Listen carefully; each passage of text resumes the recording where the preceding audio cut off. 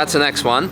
But for now, we have driven over the years a lot of F80 M3s, a lot of them. And yeah, here is just another one. But it's actually, I would say, more the story behind it that's interesting, and its owner. You can reach out more. So first of all, how did you buy the car? Like you told me off camera that it was actually something very special. Yeah, sincerely, it was a car of a friend of mine. He heard it. I was doing school by the time, and he had it like for 3 years. I was looking at the car every day, and yeah, one day he decided to sell it. He wrote me. And so I took my car I had back then. I drove like 4 hours to his place with a box of chocolate in my hand. I'm like, hey, can I borrow your M3 key? I want to see something in it. And I took the key from him and I asked him like, hey, just sign the papers, let me take the car and go home. And he's like, you serious? I'm like, yeah, I have to make this dream come true.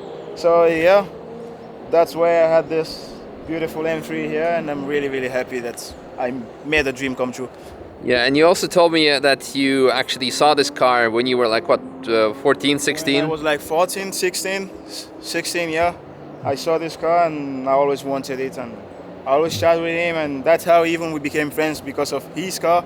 And then we became more friends because he is a car guy too, and yeah. Mm-hmm. And another thing you told me off camera, actually, that we don't have on camera, is that when you were like 13, you came on a boat from Sierra Leone? I came on a boat from Sierra Leone as an immigrant. I came to Italy and then moved on. I was playing football, moved on to Switzerland. I actually wanted to come to Germany, but I moved on to Switzerland, and yeah, and I started doing me and doing my stuff all alone. Mm-hmm. And yeah, now I'm here beside Misha. Yeah, so from a boat as an immigrant to dreaming about having that F80 M3 to actually having it and now driving it on the ring. So I guess the message is, if you can dream it, you can achieve it. Just work hard for it and you can have it. And yeah, fantastic. It was not like the fast lap or whatsoever, but it was like we talked about a couple of things. Anyway, enjoy it, and I hope it inspires you to do things as well. Yeah, in case you want to know about the setup, it's actually all running ceramics. It's on Azeni's something on the rear, yeah, Falcon. So it was actually, although Falcon sponsored for the racing, these tires were not having a lot of grip. There was a lot of wheel spin, and especially also the combination of having the small sidewall didn't help either. The front was having what, PS4, so yeah, no, it's Pirelli's even, so it's not completely the same pattern, so it was a bit more grippy, but it was just an easy lap, and it has a remap and an OPF delete and something else. Thank you so much. Thanks to you. Yeah. So, well, look at you. You said you're now 24? I'm now 23. 23. Yeah. And you said 13, you came on a boat from Sierra Leone. Yeah, exactly. To Switzerland. Yeah. And now you have an M3. Yeah. And you have lots of other stuff. Yeah. And, man. Yeah, life moves really fast, like really. Exactly. If you put your mind to it, you do it. It's amazing. It's crazy. And it's just like. And I'm sure like those friends who threw you out, they're also gonna say like, he must have gotten some immigrant help to buy the car. No, sincerely. Yeah. At work. Yeah. People always tell me like, hey, in Switzerland, maybe you're getting some immigrant help or stuff. And yeah. I'm like, bro, what are you saying? It's not true. All I do by myself. If I make mistakes, it's my mistakes. Yeah. The government is not gonna give a damn about me or stuff. So, what are you saying?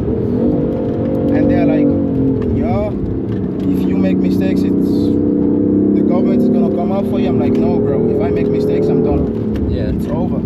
So I can't lose, I can't make mistakes, and that's it. I have a family too, I have to not like cater for, but at the same time help, because I have my mom and my 2 brothers and stuff, and they are like, okay, and it's all a trust issue from people, you know, not believing in you and trying to down you on your dreams and stuff. That's it. But it was really one of my dreams to meet Misha one day. Looking at all the videos, I'm like, bro, one day I have to meet Misha and do a drive with Misha and stuff. Here we are. And sincerely, I thought I had to pay some stuff or something. In fact, I wanted to actually ask like, hey, Misha, what will it cost me to go around the track with you and stuff? And he said like, it can be done. I'm like, okay. Like it's cool because sometimes like in Italy, when I go to Italy and you meet these, let's say, people that are of high status and stuff, they just like showing you or stuff like that. In fact, I told my friends, I'm like, hey, I met Misha and he was so cool as a person. He gave his time to talk to me and stuff. I'm like, he's a really cool person. And they're like, oh really? You really met Misha? I'm like, yeah, I met Misha and it was a cool experience. And they were like, wow, we have to meet Misha too. I'm like, yeah. And I told my girlfriend, hey, I met the guy I always wanted to meet. And she was like, did you take a picture with him? I'm like, yeah, of course. And she was like, really? And did he look at your stories after you tagged him? And I was like, yeah, he did. And she was like, wow. Then now you're gonna have all the girls writing. I'm like, bro, what are you saying? No, like, you only got all the guys writing to you. I only have the guys writing me. In fact, so many guys started following me yesterday, and I'm like, why all of the guys? Even when you go to like a car meet or stuff with a nice car, most people wait for guys like to talk to them or see them, but then only meet like guys talking to them and stuff, and it's really like I'm like, bro, what the hell? But it's really I'm a die-hard guy.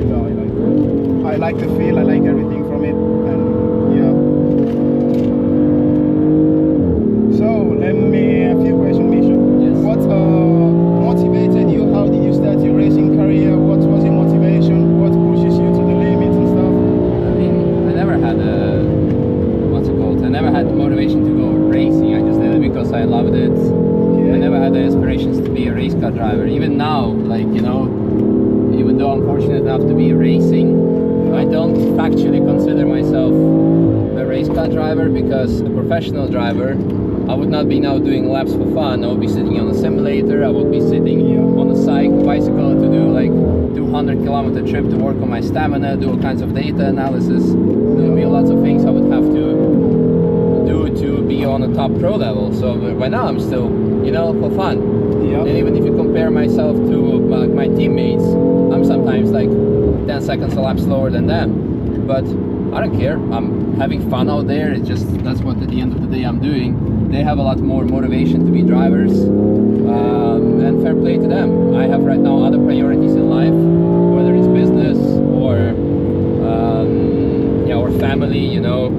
So it takes also a lot of time and attention, and driving is just something that I enjoy doing for fun. Like I'm enjoying having fun lap with you right now, you know. So thanks for that. Yeah, so it's a matter of perspective. So I don't have any like aspirations to like win X amount of races or have X amount of certain P1 positions in a championship. It's just having fun is what it's all about. Because if you're just, you know, a lot of people have aspirations to become a race car driver, and it's easy to be a race car driver because you just need to have one of the three things. One is either money, you can come and pay, and you're good. Two, you need to know how to drive, because that's like from the beginning of fun, and there are lots of people who know how to drive. And three, optionally, you should have some marketing reach, for example. So you always need to bring something to the table. But what I'm getting at, if you have money, or if you don't have it, you can get it either by working hard, or getting a loan from the bank, or getting sponsors, and a lot in return you need to do that as well. And there is some stuff. Oh yeah, sorry, I forgot to tell you about that. Yeah, it was the OBD for the stuff. And people might be working their ass off to make sure they have the money to fulfill their dream of being a race car driver. Then they crash the car, they need to pay for that, or they cannot afford anymore to pay or to race anything else. Yeah, and that emotionally breaks them. And it's tough. And then their hobby ruins them financially, mentally, and maybe everything else in life as well. It's a tough one, and I prefer to just, to have fun, to enjoy, be myself, and not care about all the details, I would say. So yeah, very long answer, but no, it's good. And so started like doing the laps with people, like what's here or stuff? Like, do you have a certain time? What month? Like, I mean, I moved here in 2015, okay, and oh wow, yeah, they it's, really. yeah, I moved here in 2015. Okay. In 2017, I started really like driving a bit. okay, And by 2020 and 2021, people started to approach me like, hey, would you, well, a friend of mine first gave me his car to do a lap. I did a lap, then someone else came and asked like, hey, would you like to drive my car? And I said,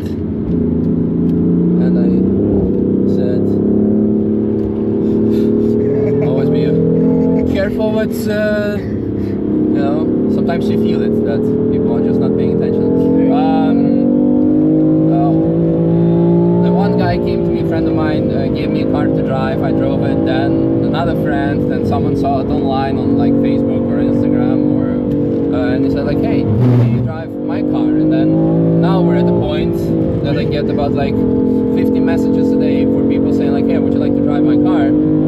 For all kinds of different reasons as well, because I mean, people ask themselves like, why would someone, I would never do it, and to be honest, I would probably maybe also never give someone else my car, but I would give certain people my car. So for example, if it's a professional driver or someone that I like or simply want to have fun with, and some people come and say like, hey, I want to see what my car can do in a safe way to an extent. Or simply also, to be fair, I want to see my car on in front of millions of people online. So there are reasons for that. Or just simply because I want to have a good time with you, I want to meet you. There are all kinds of different reasons. And yeah, I just do it because I have fun. Like you said, you thought there might be payments, but first of all, I'm not allowed to take money based on Nürburgring media license agreement, and just like even public session license. okay. But even if I would be, I wouldn't. And of course, some people are gonna say like, yeah, sure, you wouldn't.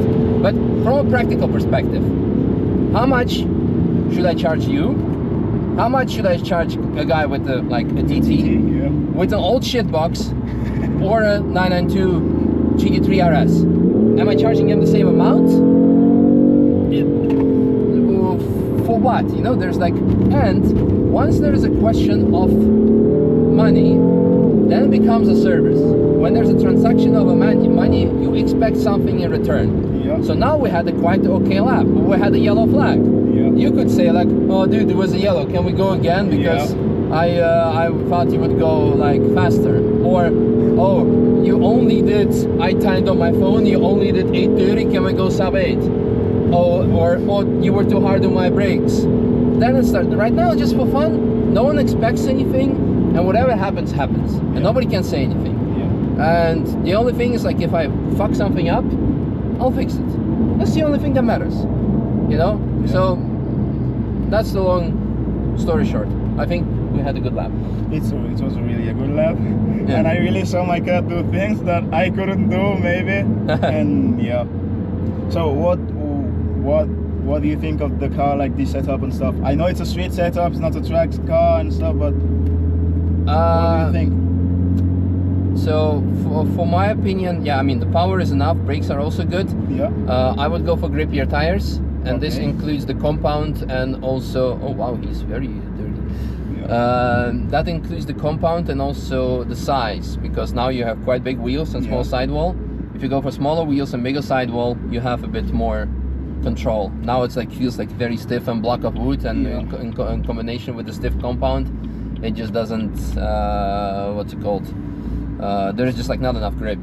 I don't know the setup values, because there might be also not enough camber, but the car feels really like loose in the back. It's very difficult to get on the power, but it was yeah, good fun in general. So hope Thank you for hope that. you enjoyed. Yeah, I really enjoyed it. Yeah, very good.